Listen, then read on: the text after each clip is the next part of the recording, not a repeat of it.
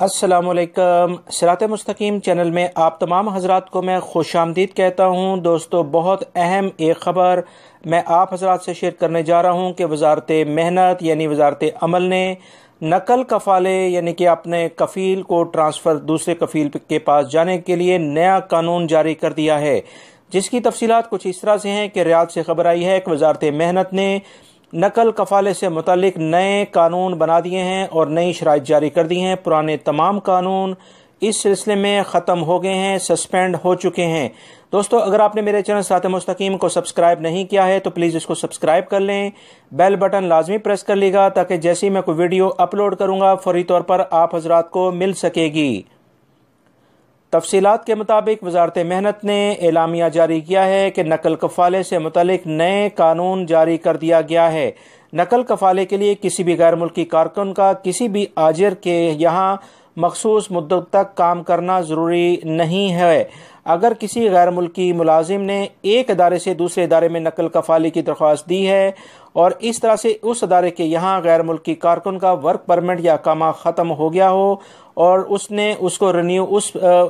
Company نے اس کو renew نہ کرایا ہو یا مملکت آمد پر 3 ماہ کا عرصہ گزر چکا ہو تو اس کا ورک پرمٹ اور اقامہ اس کمپنی نے نہ بنوایا ہو تو ایسے ادارے میں نقل کفالہ نہیں ہو سکے گا۔ وزارت محنت نے نقل کفالے سے متعلق ایک یہ شرط بھی رکھی ہے کہ ایسے ممالک کے ملازمین کا نقل کفالہ نہیں ہو سکے گا جس کے نقل کفالے پر پابندی لگی ہوئی ہے۔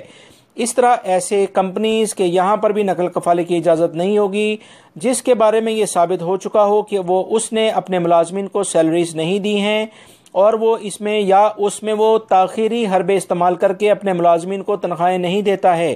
اور ایسے اپنے نام سے غیر ملکی کو کاروبار کرانے والے ادارے یا ملازمین یا اپنے تمام یا بعض ملازمین کو کسی اور کے یہاں غیر قانونی طریقے سے کام کی اجازت دینے یا اپنے کاروبار کا موقع دینے فراہم کرنے والے تمام کمپنیز کفیل کے یہاں پر بھی نقل کفالہ نہیں ہو سکے گا۔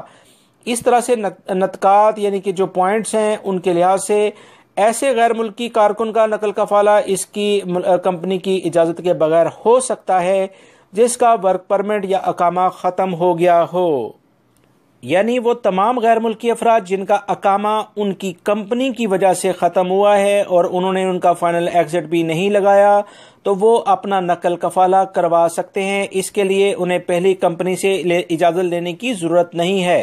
وزارت محنت نے مزید بتایا ہے کہ وزیر محنت یا ان کی منظوری سے کوئی اور عہدیدار مخصوص حالات میں اس کمپنی کے مرضی کے بغیر نقل کفالے کی منظوری دے سکتا ہے۔ یہ منظوری ایسی صورت میں دی جا سکے گی جب آجر یعنی کمپنی اور ملازم کے درمیان تنازع یا کسی عدالتی ادارے میں مقدمہ چل رہا ہو اور اس کمپنی جان بوجھ کر مقدمے کو طول دے رہی ہو، یعنی اسے ڈیلے کر رہی ہو، اس میں صرف ٹائم کلنگ کر رہی ہو۔ ایسی صورت میں بھی نقل کفالہ ممکن ہے جبکہ مقدمے کی سماعت کے دوران عدالتی ادارے نے اس کی سفارش کر دی ہو۔ اس کے علاوہ ایسی حالت میں بھی نقل کفالے کی منظوری دی جا سکے گی جب ادارے نے مسلسل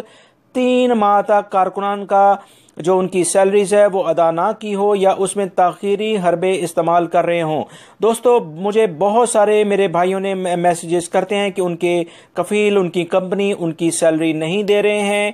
تو لہٰذا ایسے تمام لوگ جن کو ان کی سیلری نہیں ملتی ہیں اور ان کے پاس اس کا کوئی ثبوت بھی ہے تو وزارت عمل جا کر اپنا آرام سے بغیر پہلے کفیل کمپنی کے پوچھے اپنا